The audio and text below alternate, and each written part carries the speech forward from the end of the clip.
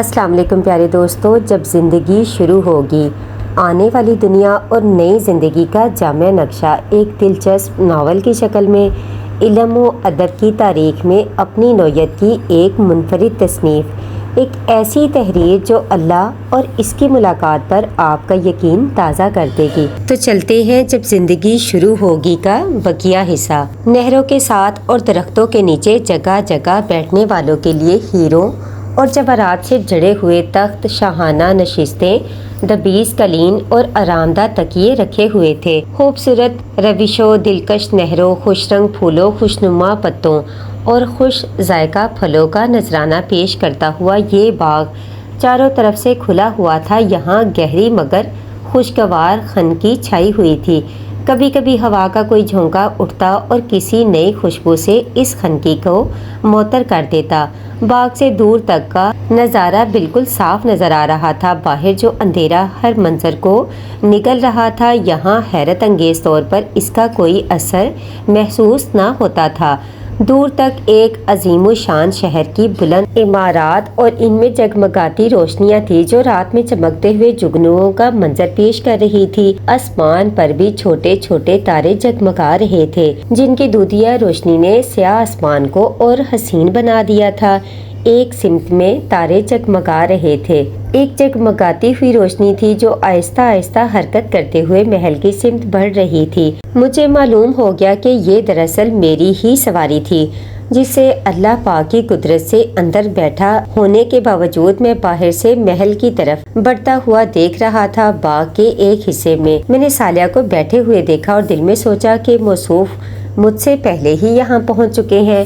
وہ جس جگہ بیٹھا ہوا تھا وہ غالباً باغ کا خوبصورت ترین حصہ تھا۔ اس کے ارد گرد کا فرش شفاف شیشے کی طرح تھا۔ فرش اتنا شفاف تھا کہ دور تک نیچے کا منظر صاف نظر آ رہا تھا۔ فرش کے نیچے ایک ڈھلتی ہوئی حسین شام کا منظر تھا جس میں سرسبز گھاس اور رنگین نظر آ رہا تھا۔ فرش کے نیچے ایک ڈھلتی ہوئی حسین شام کا منظر، پھولوں سے ڈھکے میدان اور ان کے بیچ میں بہتے دریا انتہائی خوش منظر نظارہ پیش کر رہے تھے۔ یہاں سے نظر نیچے دوڑانے پر ایک حسین شام نظر آتی تو ارد گرد ایک مہکتی اور چمکتی ہوئی شب کا منظر تھا۔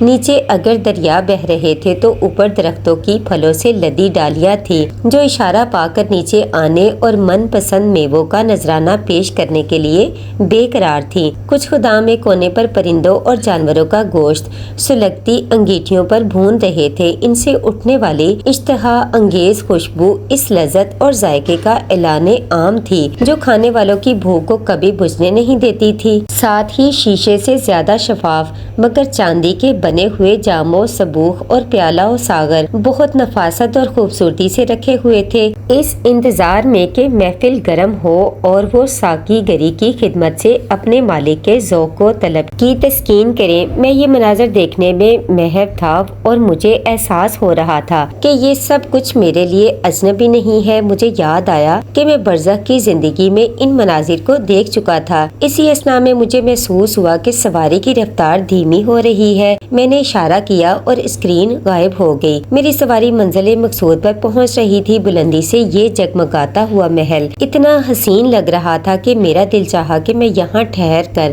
یہ منظر دیکھتا رہوں۔ اس منظر سے لطف اندوز ہونے کے لیے میں نے محل کے اطراف میں 2-3 چکر لگائے۔ پھر مجھے خیال آیا کہ سالیہ نیچے میرا منتظر ہے، اس لیے میں نے اترنے کا فیصلہ کیا۔ میری یہ سواری عشیش محل اسی جگہ دھیرے سے اتر گیا جہاں سالیہ موجود تھا۔ میں باہر نکلا تو سالیہ نے ایک مسرت امیز ہنسی کے ساتھ میرا استقبال کیا اور بولا، میں یہ سمجھ رہا تھا کہ تم اسے عرش سمجھ کر اس کا طواف کر رہے ہو۔ اچھا ہوا تم نے 7 چکر نہیں لگائے۔ اس کے دلچسپ تبصرے پر میں خود بھی اس کی ہنسی میں شریک ہو کر اس سے بغل گیر ہو گیا۔ پھر وہ مجھ سے علیحدہ ہوتے ہوئے بولا، تم پہلے اپنے محل کا معائنہ کرو گے یا کھانے پینے کا ارادہ ہے؟ میں تو اس رہائش گاہ کے حسن سے مبہوت ہو کر رہ گیا ہوں۔ میں سوچ بھی نہیں سکتا کہ خوبصورتی اس طرح بھی تخلیق کی جا سکتی ہے۔ عبداللہ، یہ تو صرف آغاز ہے۔ اس وقت سے لے کر دربار والے دن تک جو کچھ بھی تم دیکھو گے اس سب کو نزل یعنی ابتدائی مہمانی کا سر و سامان کہتا ہے۔ جو کچھ اس کے بعد ملے گا وہ تو نہ کسی کان نے سنا نہ کسی آنکھ نے دیکھا اور نہ کسی دل میں کبھی اس کا خیال گزرا ہے۔ تم ٹھیک کہتے ہو، یہ باتیں قرآن و حدیث میں بیان ہوئی تھی، مگر جنت اس سے مختلف ہے جو نقشہ قرآن پاک میں بیان ہوا ہے۔ میرا مطلب ہے کہ یہ اس بیان سے کہیں زیادہ خوبصورت جگہ ہے۔ اس کا سبب یہ ہے کہ جنت کا قرآن میں ذکر نزول قرآن کے وقت اہل عرب کے ذہنوں میں پائے جانے والے عیش و عشرت کے اعلیٰ نمونے کے پس منظر میں ہوا ہے، یعنی جن چیزوں کو اہل عرب زیادہ بڑی نعمت سمجھتے تھے اسی کو بیان کر دیا گیا۔ وہ آدمی بے وقوف ہوگا جو جنت کو صرف انہی تک محدود سمجھے گا۔ تم صحیح کہتے ہو، زمانہ نزول قرآن کے عرب تو شاید ان بہت سی نعمتوں کا اندازہ بھی نہ کر سکتے تھے جو میرے زمانے یعنی انفارمیشن ایج میں ایجاد ہو چکی تھی۔ قرآن پاک نے ان عربوں کی رعایت سے زرعی دور کو رفاہیت اور عیش و عشرت کا نقشہ کھینچا تھا، لیکن بھائی جس سواری میں سوار ہو کر میں آیا ہوں اس سے تو میرے تخیل کو بھی شکست دے دی۔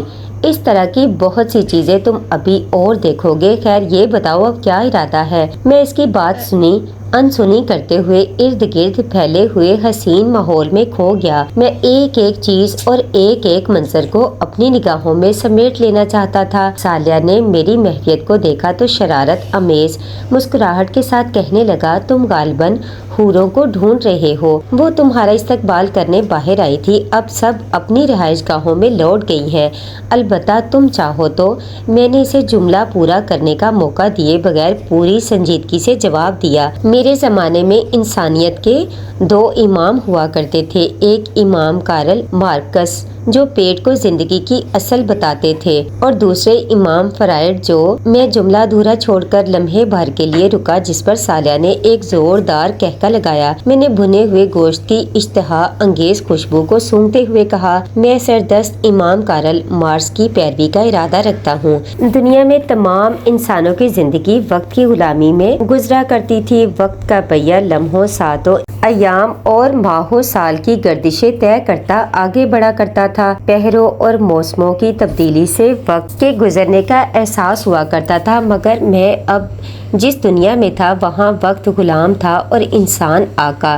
لمحے اور ساعتیں، دن اور ہفتے، مہینے اور سال، صدیاں اور قرن، ان کے دن ختم ہو چکے تھے۔ وقت گزرنے کا زمانہ ماضی کی زندگی کی طرح گزر چکا تھا۔ وقت و زمانے کے آثار قدیمہ میں اب جو کچھ باقی تھا وہ صرف پہر اور موسم تھے، اور وہ بھی تمام تر ہمارے اختیار میں۔ انسانوں کی سلطنت میں کہیں ہمیشہ صبح کی روشنی چھائی رہتی، کہیں دوپہر کے روشن سناٹے، کہیں سپہر کی دھیمی تمازت، کہیں شام کی پھیلتی ڈوبتی شفق کی سرخی، کہیں آخر شب کی سیاہ خاموشی، اور کہیں فجر کا جھٹپٹا، کہیں بدر کامل کی چاندنی، کہیں تاروں بھری راتیں، کہیں بہاروں کی گھنی چھاؤں، اور کہیں ہزار رنگ خزاں کا روپ۔ اہل جنت کی رہائش گاہوں میں گرچہ موسم بہت معتدل اور خوشگوار رہتا، لیکن لوگوں کے ذوق کی تسکین کے لیے کہیں سانسیں منجمد کر دینے والی سردیاں تھی تو کہیں صحرائی گرمیاں، کہیں برکھا کی رت تھی، کہیں بہار اور خزاں کے رنگ۔ غرض جو دل چاہے اور جس کی انسان خواہش کرے وہ پہر اور وہ موسم انسانی تسکین کے لیے موجود تھا۔ میں ایک بہت بڑی سلطنت کا تنہا اور بلا شرکت غیر حکمران بن چکا تھا۔ ہمدم دیرینہ سالیہ اس نئے جہان رنگ و بو میں میرا رفیق اور میرا ساتھی تھا۔ اسی نے مجھے بتایا کہ یہ سلطنت وسیع ترین کائناتی نظام کا ایک حصہ تھی۔ اس نئے نظام میں تقسیم اس طرح تھی کہ تمام اہل جنت کی رہائش اسی زمین پر تھی جہاں ہزاروں لاکھوں برس تک انسانوں کی آزمائش ہوتی رہی۔ اہل جنت میں دو کلاسیں تھی، ایک عوام اور دوسرے خواص۔ عوام یا کم درجے کے اعمال والے وہ لوگ تھے جنہیں انعام میں ایک یا ایک سے زیادہ ستاروں اور سیاروں کو دے دیا گیا تھا۔ یہ بتانے کی شاید ضرورت نہیں کہ اب یہ ستارے آگ اور اندھیرے کا مسکن نہیں رہے تھے، بلکہ بدل کر حسین جنتوں اور پرفضا وادیوں میں بدل چکے تھے۔ خواص جنت کی حکمران کلاس تھی۔ اس میں پہلے شہداء اور صدیقین تھے۔ ان کو اربوں خربوں ستاروں پر مشتمل کہکشاؤں کی بادشاہی اور حکمرانی دے دی گئی تھی۔ میں ایسی ہی ایک کہکشاں کا حکمران تھا۔ ان سے اوپر انبیاء کرام تھے جو ان گنت کہکشاؤں پر مشتمل مجموعوں کے حکمران تھے۔ سردست یہ بات ایک راز تھی کہ کس کو کون سی جگہ کی حکمرانی ملنی ہے، وہاں کیا کیا کرنا ہوگا، سالیہ نے مجھے بتایا کہ یہ سب کچھ اللہ پاک دربار کے دن بیان کریں گے۔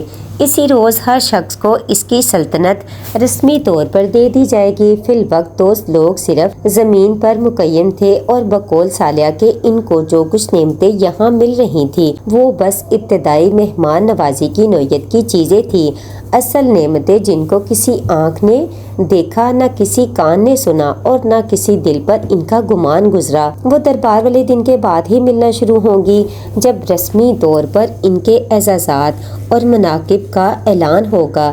البتہ تب تک لوگوں کو پروٹوکول ان کی حیثیت کے مطابق ہی دیا جا رہا تھا۔ اس پروٹوکول کا اظہار ان تقریبات، مجالس اور دعوتوں میں ہوتا جو اہل جنت آپس میں ایک دوسرے کے اعزاز میں کر رہے تھے۔ گو ابھی تک سارے جنتی جنت میں داخل نہیں ہوئے تھے، مگر یہاں بھرپور زندگی شروع ہو چکی تھی۔ پیچھے حشر میں صرف اتنا ہو رہا تھا کہ ایک کے بعد ایک کر کے صالحین جنت میں داخل ہو رہے تھے، مگر یہاں وقت چونکہ رکا ہوا تھا، اس لیے صرف دو لوگوں کے داخل ہونے کے درمیان بھی ان گنت سال اور صدیاں حائل ہو جاتے تھے۔ میرا اندازہ یہی تھا اور جس کی سالیہ نے تائید کی تھی کہ دربار اسی وقت منعقد ہوگا جب سارے جنتی جنت میں داخل ہو چکے ہوں گے۔ یہی جنت کی ابتدائی زندگی تھی۔ اسی دوران میں مجلسیں اور تقریبات ہو رہی تھی۔ زیادہ تر انبیاء کرام ہی تھے جو اپنی اپنی اور دیگر انبیاء کی امتوں کے شروع میں آنے والے صالحین کے اعزاز میں دعوتیں کر رہے تھے۔ انہی مجلسوں میں میری متعدد لوگوں سے ملاقاتیں ہوئیں۔ میں گرچہ دنیا میں بہت کم لوگوں سے ملا کرتا تھا، مگر جنت میں آنے کے بعد میں نے محسوس کیا کہ میں خلاف عادت بہت زیادہ سوشل ہو چکا ہوں۔ اس لیے میرے نئے دوست بننے لگے، لوگوں کے حالات اور ایک دوسرے کی سابقہ زندگی سے آگاہی حاصل ہونے لگی۔ میرے لیے یہ غیر متوقع تو نہیں تھا، مگر پھر بھی مجھے قدرے تعجب ہوا کہ ابتدائی کامیاب لوگوں میں زیادہ تر غریب اور پریشان حال لوگ تھے۔ یہ وہ لوگ تھے جنہوں نے دنیا میں بہت پریشانیاں اور دکھ جھیلے، لیکن ہمیشہ صبر شکر سے کام لیا۔